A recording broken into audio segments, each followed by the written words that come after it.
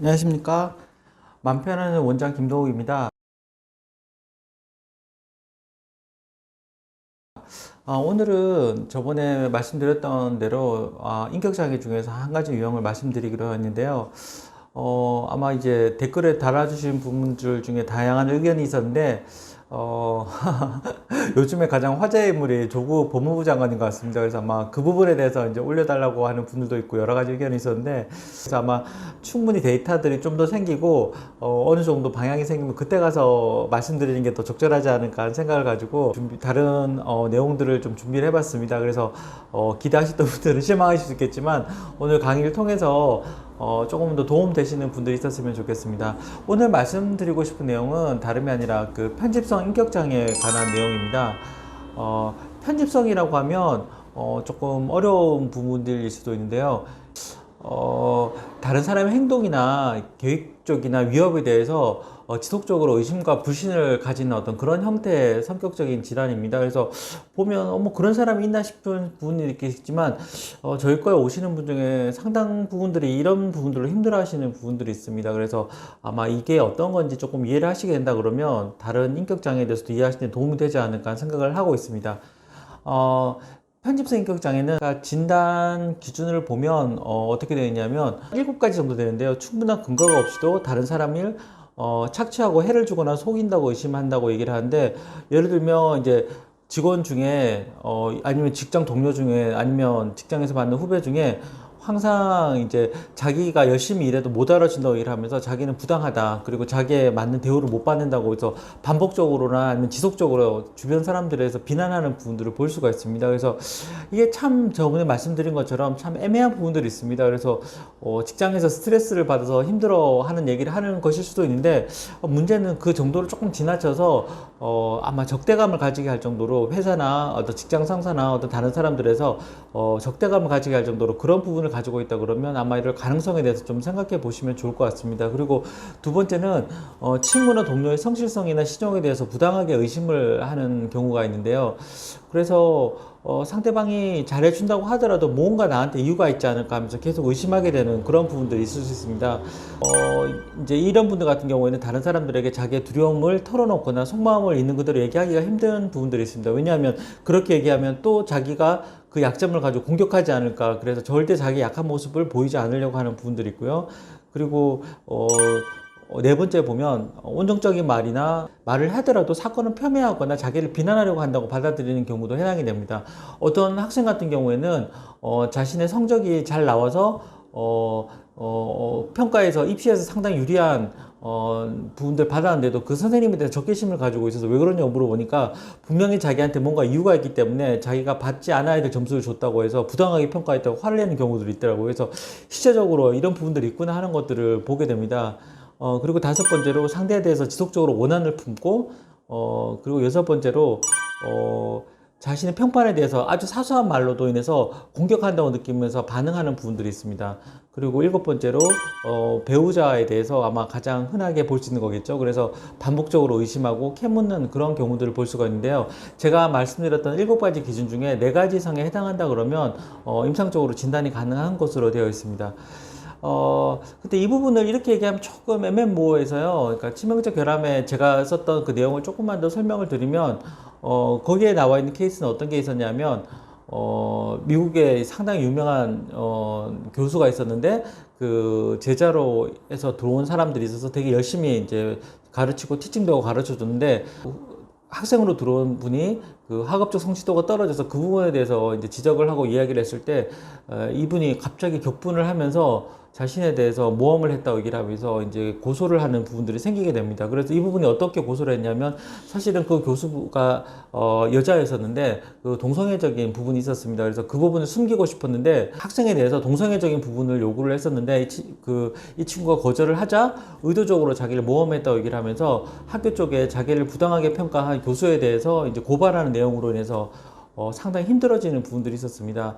그래서 아마 그런 것들을 통해서 교수의 위치도 그 위협을 받고 또 본인의 동성애적 성향까지 이제 공개적으로 언급이 되면서 모든 것들을 다 잃을 처지에 놓여 있었는데, 아마 이제 그 부분들이 추후에 이제 수습되는 과정들을 거치면서 이제 그 학생을 다루는 그 과정들이 쭉 기술되어 있는 부분들이 있습니다. 이처럼 우리 주변에 누군가 부인 아니면 남편 아니면 학교 후배 아니면 직장에서 말하는 동료가 상대에 대해서 지속적인 적대감을 가지고 자신을 대한다 그러면 상당히 좀 힘든 부분들이 있을 것 같습니다. 얼마 전에 외래 오신 분 중에 자기는 그 우울해졌을 때 상당히 의존적이 된다고, 그래서 힘들었을 때 상대방한테 의존을 하게 되고 많이 바라게 되는 부분들이 있는데, 이게 자기가 의존성 인격장애가 아니냐고 이렇게 물어보시더라고요. 근데 사실은 인격장애가 되려면 정신과적인 질환들이 치료가 충분히 되고 난 이후에도 그런 성향이 보일 때 진단이 가능할 수 있습니다. 그래서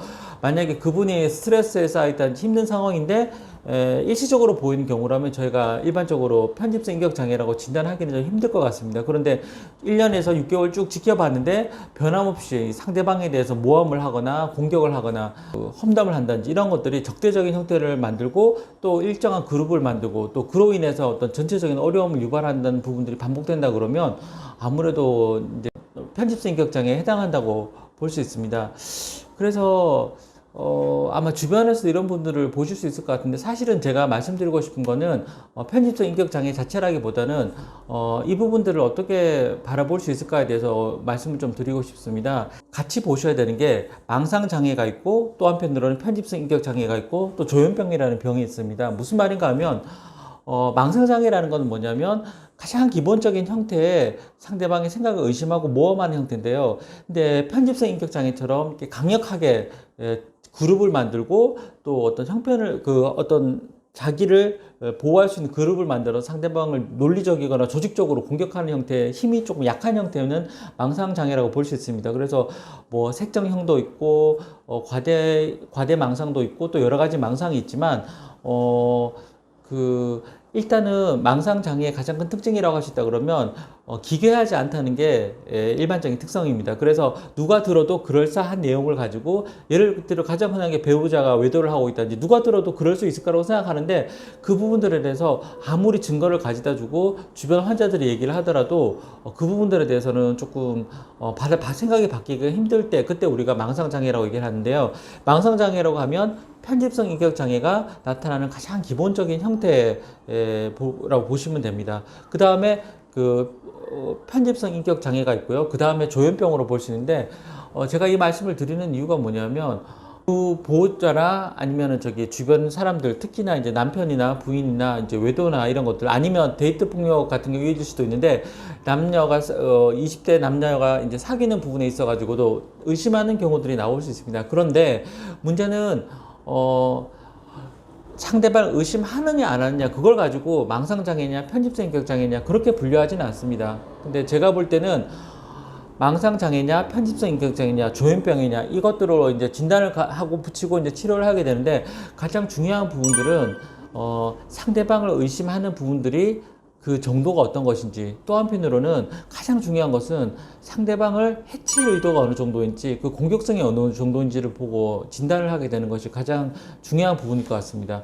예를 들면 혼자서 남편이 외도를 해서 불안하고 초조하고 힘들다고 얘기하면 망상장애에 가깝지만, 어느 순간인가 그 남편에 대해서 화가 나서 계속해서 같은 말을 하게 되고, 그러면서 물건을 집어 던지게 되면서 그러면서 계속 스토킹을 하게 되고, 그리고 모든 주변 사람들이나 동료들이나 다 말리고 하더라도 전혀 듣지 않고 본인의 생각이 옳다고 하면서 파괴적인 형태가 계속 이어진다고 하면, 그 부분들은 망상장애를 뛰어넘어서 이제 편집성 인격장애로 가는 거고요. 근데 또 한편으로는 그 상태에서 더 벗어나서 단순히 의심하는 정도가 아니라 때로는 이제 칼을 들고 가족들을 위협한다든지 그런 형태의 모습들이 많이 보이고 있습니다. 그럴 경우에는 사실은 단순히 편집성 성격 장애라고 보기보다는 조현병으로 진단하는 것이 맞을 거라고 제 개인적으로 생각을 합니다. 그래서 조현병인지 편집성 성격장애인지 아니면 망상장애인지 구별할 수 있는 가장 중요한 기준은 단순히 의심하는 정도나 강도를 뛰어넘어서서 주변 사람들한테 보이는 공격성에 대한 어떤 표현이 제가 볼 때는 더 중요한 것 같고, 치료도 그 부분에서 맞추어서 이루어져야 한다고 생각합니다. 그래서 만약에 상대방을 살해하거나 죽이겠다는 위협이 명확할 때는 정신과적인 치료를 하는 것이 좀 필요하지 않을까, 그리고 또 입원 치료가 반드시 그럴 경우에는 필요하지 않을까 하는 생각을 하게 됩니다. 예전에 실제로 제일 문제가 되는 게 뭐냐면 외도를 어떤 경우에 한 경우, 실제로 외도를 해서 이후에 부인이 다음번에 또 외도하지 않을까 의심해서 계속 공격을 할 경우에는 남편 같은 경우에는 자기가 이전에 했던 죄책감이 있기 때문에 그 부분에서 뭔가 얘기하기도 힘들고 또 얘기를 하더라도 부인과 대화할 때 항상 부딪히거나 다투는 부분들이 나타나게 됩니다.